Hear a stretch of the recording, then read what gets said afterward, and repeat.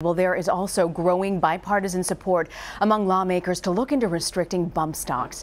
That's actually the device that was used by the Las Vegas gunman to turn his semi-automatic weapons into automatic ones. Here's Ohio Republican John Kasich from CBS This Morning. Would you support outlawing these bump stocks? Oh, yeah. Okay. Of course. I mean, would you take action in your state to outlaw them? I don't know if I can pass it. I don't know. Okay. And I don't know exactly what everything is in Ohio, but you yes, put your political will on the line to do it.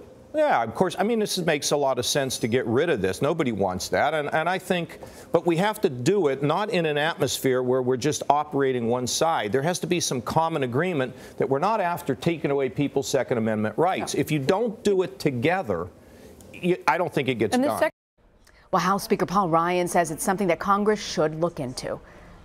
John Cornyn has said he wants to have hearings on bump stocks, open to a vote. Are you open to a vote on bump stocks? Yeah, look, I didn't even know what they were until this week, and I'm an avid sportsman, so I think we're quickly coming up to speed with what this is. Fully automatic weapons have been banned for a long time. Apparently, this allows you to take a semi-automatic, turn it into a fully automatic, so clearly that's something we need to look into. Joining us now, Lewis Nelson, a reporter for Politico. Okay, Lewis, you heard Paul Ryan there that, Republicans are voicing some support and looking into bump stock. Clearly, bump stock's sort of the buzz right now. But last night on our air on CBSN, we had Republican Senator James Lankford talk about it. I want to play you that bite.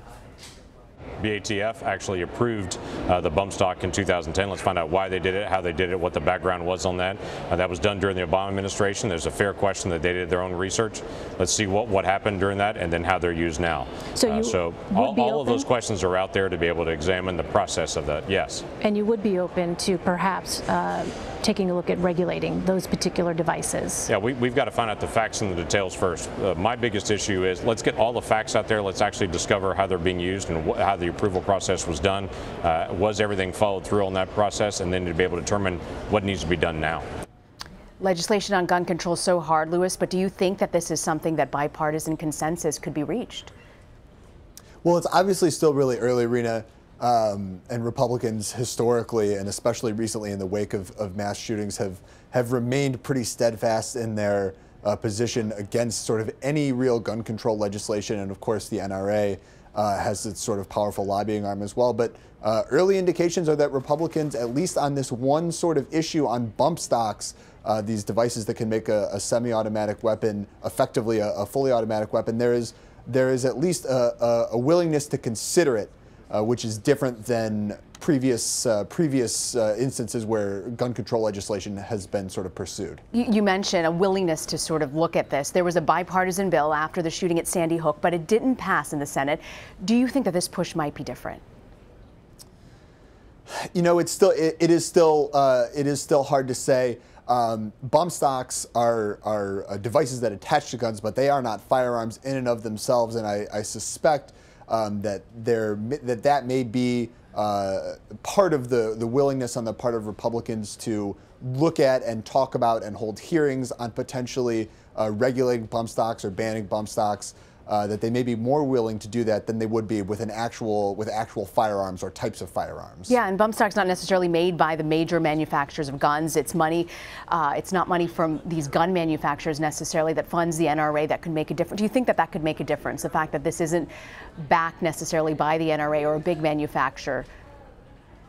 Well, the NRA certainly is a powerful lobbying arm, is a powerful sort of lobbying institution in Washington, especially with Republicans, but with a handful of Democrats as well. Whether or not they're going to sort of forcefully defend bump stocks, I think it's still a little early to tell. They tend to be pretty dug in on all that stuff. We haven't heard from the NRA. Is that correct? Yeah, no, you're right, and we haven't really heard from them very much, and that sort of goes along with past mass shootings. Mm-hmm. The NRA tends to sort of quiet down its rhetoric a little bit in the wake of mass shootings, for reasons I'm sure you can imagine. My colleagues here at Politico reported earlier this week that they delayed an advertising buy here in Virginia, where I am, in the gubernatorial race by a week. Just in the wake of the shooting in Las Vegas. We also know the Democrats have asked the Speaker for a select committee on gun violence. Do you think that would make a difference? Whether or not it would make a difference, certainly, certainly a select committee would have some authority to dig into things and would hold hearings and things like that. It's very unlikely that such a select committee is going to happen while Republicans control the majority in the House. And we know the president, of course, was in Las Vegas yesterday meeting with the shooting survivors, even first responders. What have you been hearing about the reaction to his visit? Generally, the president's tone was pretty somber. He met with first responders. He met with victims and victims' families in the hospital yesterday. He talked about what a difficult day it was for him personally, and was sort of pointedly tried to steer away from some of the political angle that a lot of Democrats have tried to push. Steered away from any talk of gun control. Said there, possibly there might be a discussion about that later, but really didn't want to get into it yesterday. And the president said they would be talking about gun control, but not right away. Today we heard White House counselor Kellyanne Conway urge what she called a thoughtful conversation. Is there a sense from the White House as to what that would entail? Yeah, the White House has been very vague on this, Rena. What Kellyanne Conway said this morning is that we welcome thoughtful conversation on all policy. So she was very, very sort of general in her remarks. Didn't really commit the White House one way or another in terms of supporting legislation, even on bump stocks or something like that. Again, only would sort of say that Republican members of Congress who are gun owners, like Paul Ryan said in that clip you played earlier, are willing to consider something like this, and that the White House, again, supports thoughtful conversations on all these things. They're playing it pretty close to the vest, at least thus far. It certainly looks that way.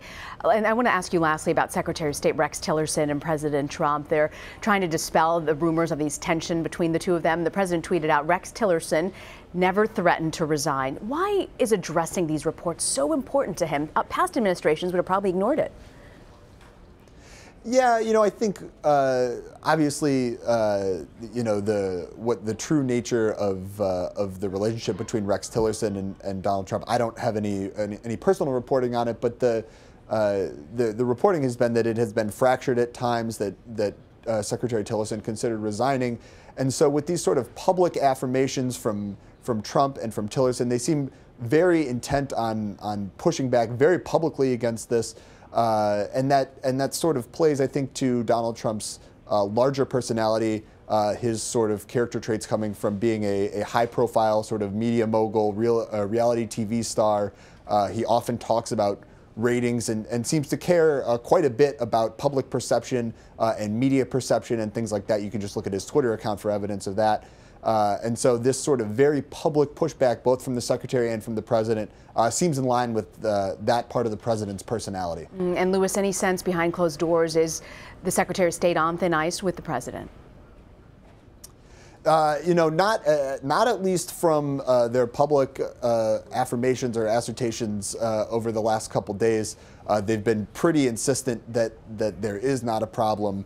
Of course, all this reporting exists that goes to the contrary. So it just sort of goes to whether or not you take the president and the Secretary of State at their word. And he was a man who was endorsed even by Secretary of State Condoleezza Rice when he came into office, saying he'd make a great Secretary of State. So we'll have to see where this goes. Lewis Nelson, thank you so much. It's a pleasure. Thank you so much.